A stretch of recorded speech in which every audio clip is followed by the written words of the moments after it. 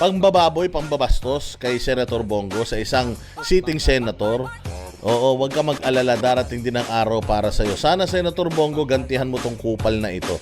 Oo, sana tanggalan mo ito ng lahat ng lahat ng kapangyarihan. Tanggalan mo to ng kapangyarihan bilang isang pulis dahil hindi tama na ang pulis sinungaling. Ito nuknukan ng sinungaling tong hinayupak na ito. Oo, talagang talagang reyna ng kasinungalingan itong babaeng ito. Mantakin mo ha.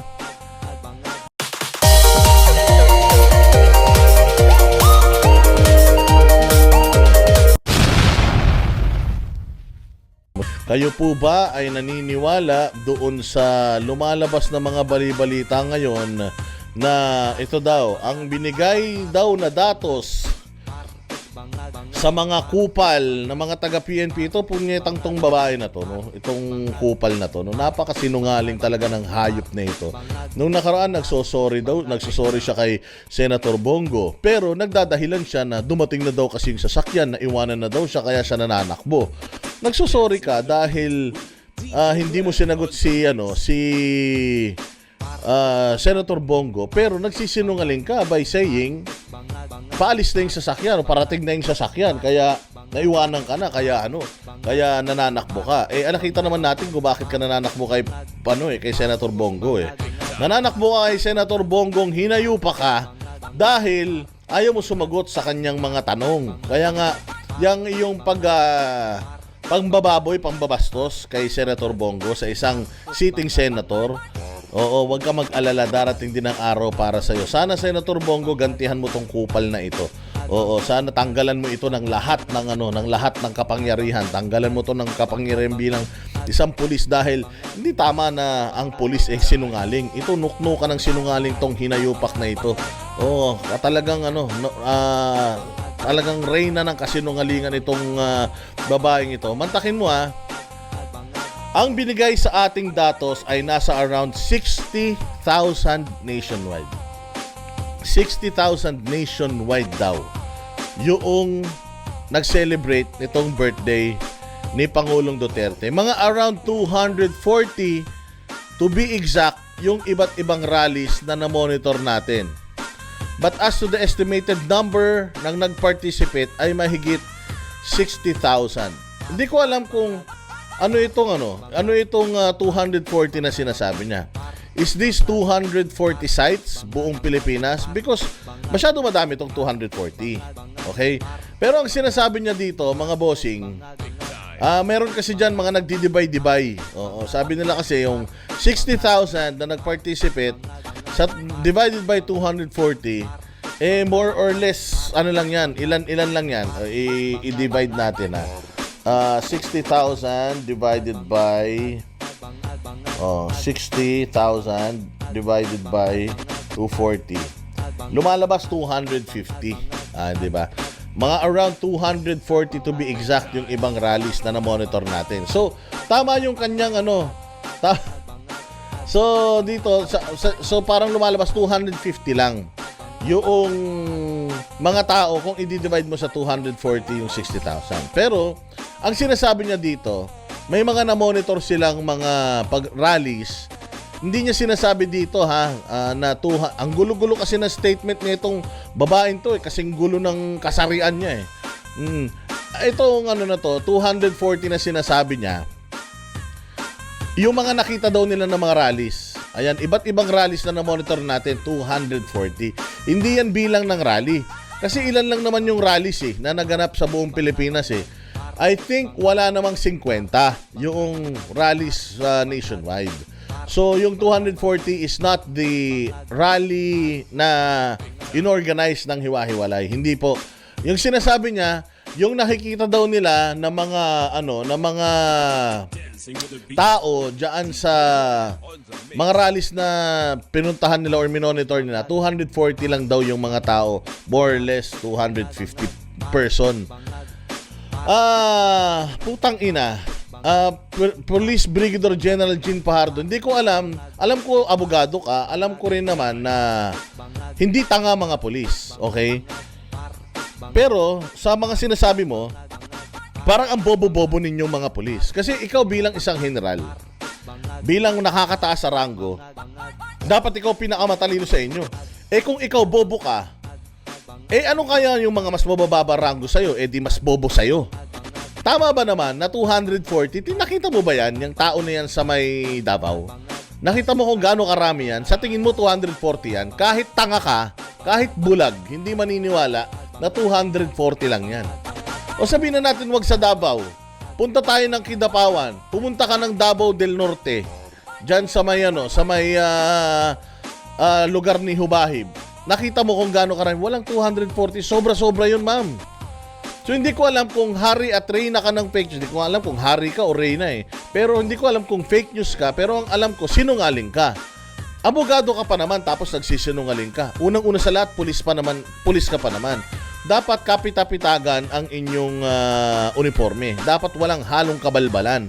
Pero bakit putang ina napakasinungaling mo? Yun ang hindi ko talaga maintindihan, ma'am. Bakit sobrang sinungaling nyo? Pwede nyo namang sabihin kitang-kita naman ng tao eh. Pwede nyo namang sabihin na marami talaga ang umattend diyan sa birthday celebration ni Pangulong Duterte. Hindi naman tangam Pilipino eh. Ginagawa nyong gago mga tao eh. Kayo mismo nasa kapangyarihan, kayo yung nuknukan ng sinungaling. Ginawa nyo na yan sa Kingdom of Jesus Christ eh. Akala nyo ba kaya nyo pang ulitin yan dito sa mga nangyayari ngayon sa bayang Pilipinas? Hindi napapayag ang mga Pilipino na loko-lokohin ninyo. Mga siraulo pala kayo. Mantakin mo. 240 yung mga na-monitor nyo. Saan yan? Ilagay mo kung saan yung 240 na mga taong umattend. Kasi as far as I know, nakamonitor kami sa lahat ng mga pagtitipon-tipon.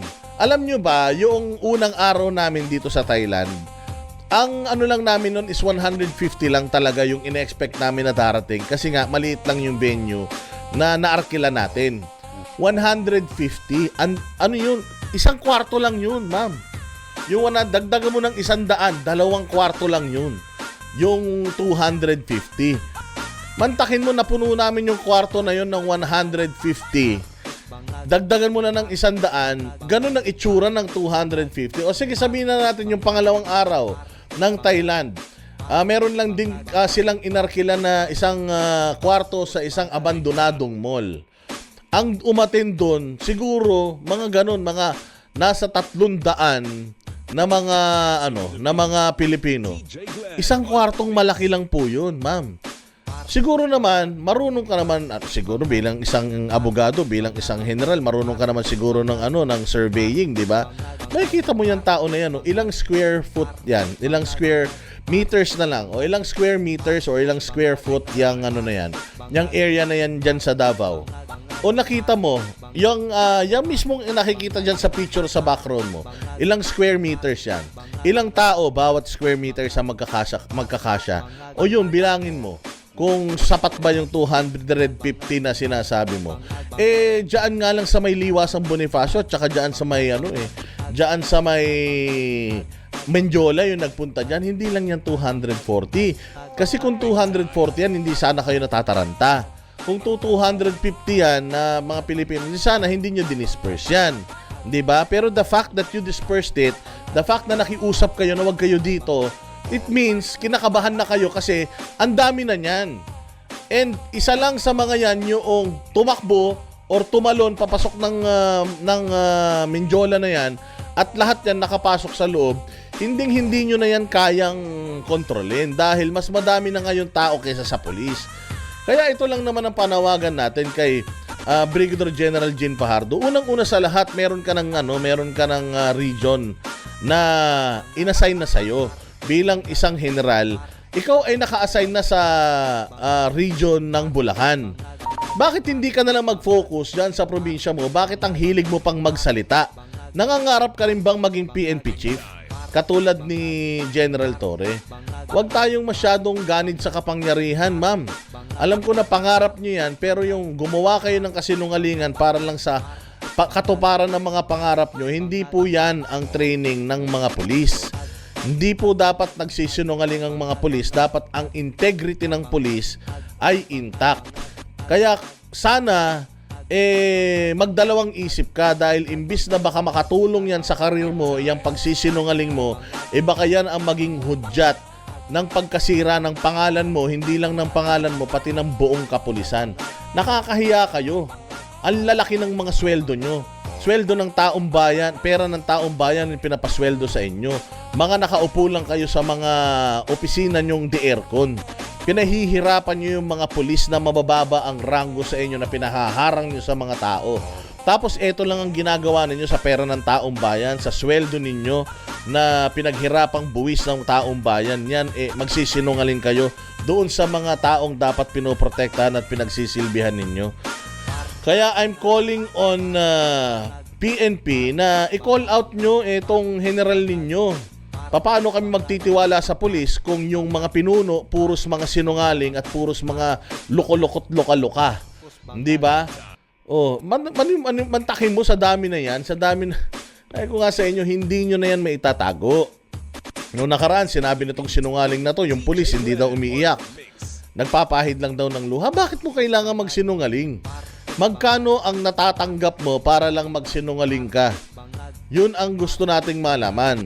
Kasi baka mamaya yan, kaya sobrang sinungaling mo, laki-laki na pala ng kinikita mo, mahiya naman kayo, i-share nyo naman yan doon sa mga pulis na pinahihirapan ninyo. Ito ay nagtatanong lang tayo, hindi tayo nag-aakusa. Pero minsan kasi mapapaisip ka bakit kailangan magsinungaling?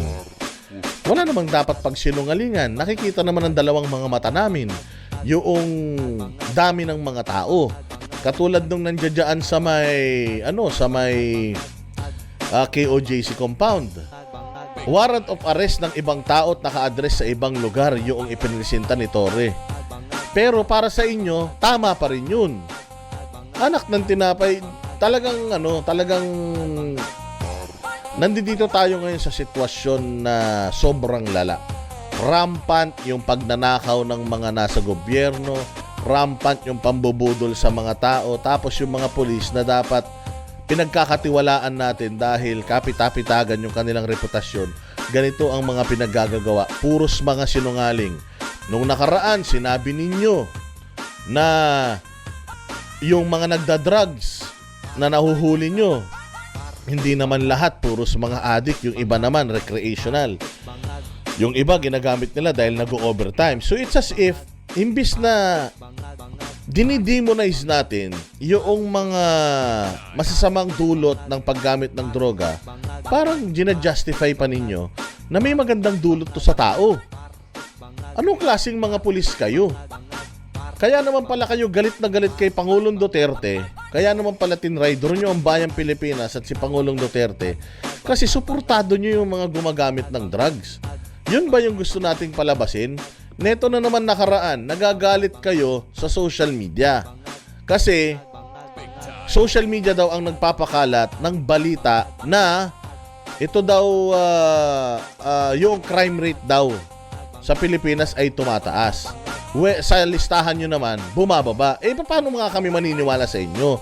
Puro nga kayo sinungaling. Sinabi ni Bongbong Marcos, walang baril sa KOJC. Alam nyo naman na meron, na pumasok ng mga baril dyan yung mga pulis. Alam nyo naman na meron, pero hindi nyo kinokorek si Bongbong. Kasapakat nyo si Bongbong sa pagsisinungaling. So ngayon, sinisisi nyo social media dahil kumakalat yung mga krimen. O katulad nyan, may mga mga instances ng barilan na naman. Instances ng mga ambushes. May mga instances ng mga riding in tandem na naman. Anong magagawa ninyo kung kumakalat sa social media yan? Iyon ang katotohanan So ang gusto ninyo, kontrolin yung social media para yung inyong sinasabi na ganito lang yung krimen, ma-justify ninyo dahil kontrolado nyo pati social media. Di nakapagsinungaling kayo ng legal. Ganun ba yung gusto ninyong mangyari? Abay, maling-mali po yan, ma'am. Hindi po tama at kailanman hindi magiging tama yung pagmamanipula ninyo.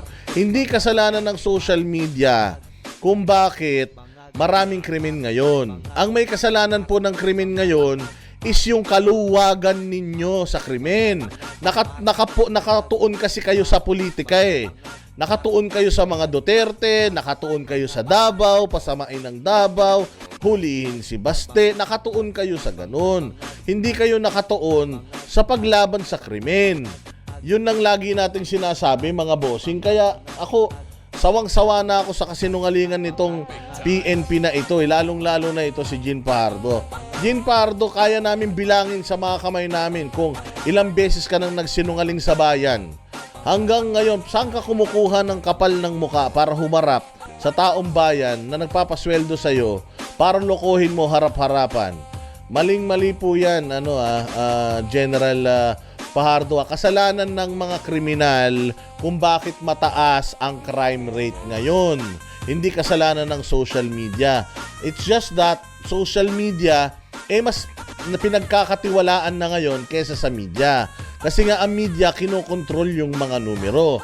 Gusto nyong palabasin na noong panahon ni Duterte, mas marami talagang naaaksidente at krimen kesa ngayong panahon ni Marcos. Kaya gusto nyong kontrolin ng social media, patahimikin ng mga vloggers, kasi nga hindi nyo kayang kontrolin, hindi nyo kayang hawakan sa leeg. So ito, tingnan nyo, titigan ninyo maigi itong mukha nitong hinayupak na ito. Ito ang mukha ng kasinungalingan sa PNP. At sana sa mga uniformadong hindi sinungaling dyan sa PNP, dahil hindi naman lahat sinungaling katulad nito ni Marbil at ni Torre, sana i-call out ninyo itong mga itong mga pulis ninyo, na itong mga general ninyo na kapitapidakan at sinusundan pa naman ninyo, na itigil na nila yung pagsisinungaling. Magsilbi na lang kayo sa taong bayan, hindi kayo kasali sa politika. Protektahan yung mga Pilipino mula sa mga masasamang loob. Huwag kayong masyadong naka-standby sa politika, dahil hindi po yan ang trabaho nyo, mga putang ina ninyo. Ayan, hindi ba? Namura na naman tuloy kayo ni Boss Dada. Eto,